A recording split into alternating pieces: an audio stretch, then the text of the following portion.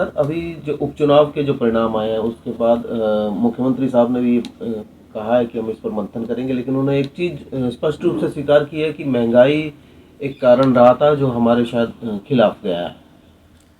हाँ, हाल ही में जो 4 उपचुनाव हुए जिसमें एक मंडी संसदीय क्षेत्र का उपचुनाव था, तो हालांकि 7 लाख के आसपास वोट था, उसमें लगभग 7-8 हज़ार का जो एक गैप रहा है। तो जीत चाहे एक की है चाहे 1 लाख की है, वो तो एक समान ही होती, लेकिन बड़ा कम अंतर से ये निर्णय हुआ है। और इसमें कई फैक्टर रहे होंगे, तो जिस फैक्टर का आप जिक्र किया, तो ये भी अपने आप में एक फैक्टर रहा होगा कि स्वर्गीय वीरभद्र सिंह जी का भी थोड़ा समय पहले देहांत हुआ था। और एक कहीं ना कहीं एक सहानुभूति रहती है, वो भी एक अपने आप में फैक्टर होगा। तो क्योंकि रिजल्ट भी देखेंगे तो जहाँ उनका ज़्यादा प्रभाव था वहाँ से उनको ज़्यादा वोट पड़ा है। हालांकि मंडी जो ज़िला है, मंडी ज़िला में माननीय मुख्यमंत्री जी के प्रभाव के कारण उस प्रकार का लाभ कांग्रेस के प्रत्याशी को नहीं मिला, क्योंकि वहाँ तो अधिकांश स्थानों पर भारतीय जनता पार्टी के प्रत्याशी की मंडी जिला में जीत हुई है।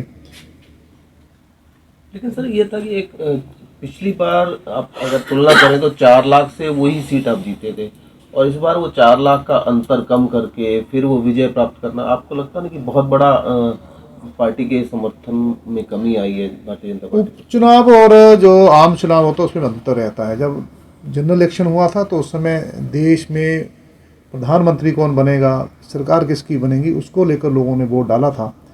अभी जो चुनाव हुआ है उपचुनाव में, इसमें ना तो केंद्र सरकार के बनने ना बनने में कोई फर्क पड़ना था, ना प्रदेश सरकार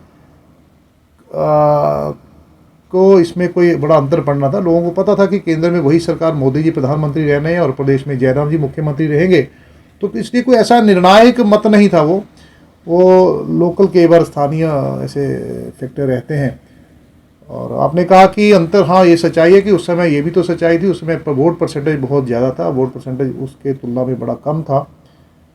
और मतदान वोट परसेंटेज तो कम हुई है इसमें, तो अगर कम हुई है तभी तो अंतर इतना कम हुआ है और हमारे इतने वोट कम हुए हैं। लेकिन मैंने कहा ना, एक तो मेरे ख्याल में मंडी संसदीय क्षेत्र में तो एक सहानुभूति जो थी वीरभद्र जी के पक्ष में, और दूसरा उनका जो अपने जैसे रामपुर हुआ, किन्नौर हुआ, वहाँ उनका प्रभाव ज़्यादा था। तो एक रहा है कारण वो अपने आप में। अन्य सीटों के बारे में क्या कहेंगे? बाकी अन्य सीटों में कोटखाई में तो भी कहीं ना कहीं अगर वहाँ इंडिपेंडेंट को इतना वोट पड़ा है तो वो भी एक कारण वही है, और एक सिंपैथी फैक्टर वहाँ भी रहा होगा। और यहाँ तक बात रही फतेहपुर की, फतेहपुर में भी कहीं ना कहीं जो प्राइमरी सही लगता है कि जो वहाँ से कांग्रेस प्रत्याशी की जीत हुई है। तो दूसरे कारण भी होंगे, लेकिन वहाँ भी एक कारण शायद यही रहा होगा जो बाकी क्षेत्रों में रहा।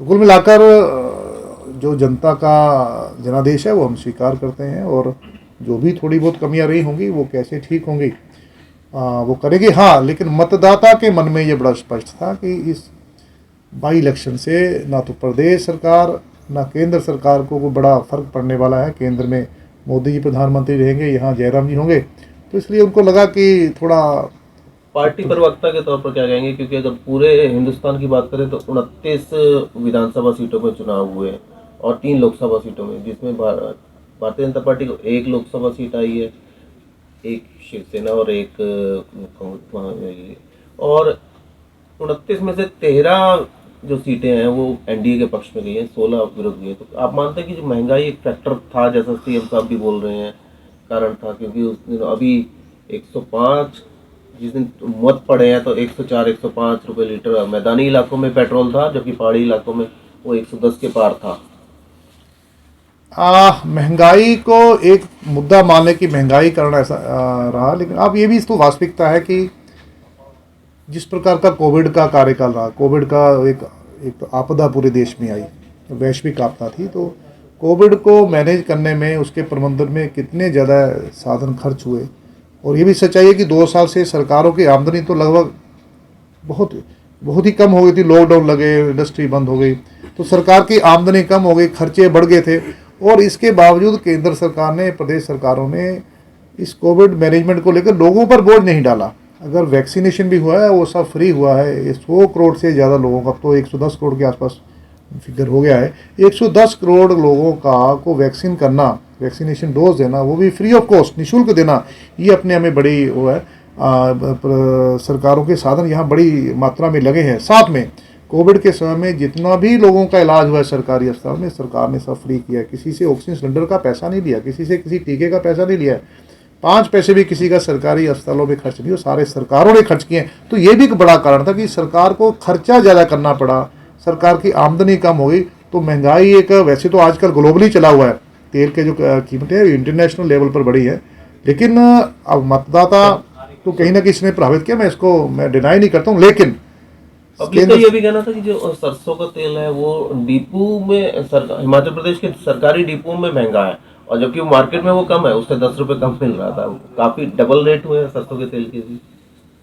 सरसों का रेट तो, एक तो आप थोड़ा गहराई में जाएंगे, एक तो इसका एक इंटरनेशनल क्राइसिस भी रहा है। जैसे पामोलिव ऑयल को पहले मिक्स करते थे, वो बंद हुआ है प्रोसेस सारा, कई कारण रहे होंगे उसमें, टेक्निकल रीज़न भी रहे होंगे।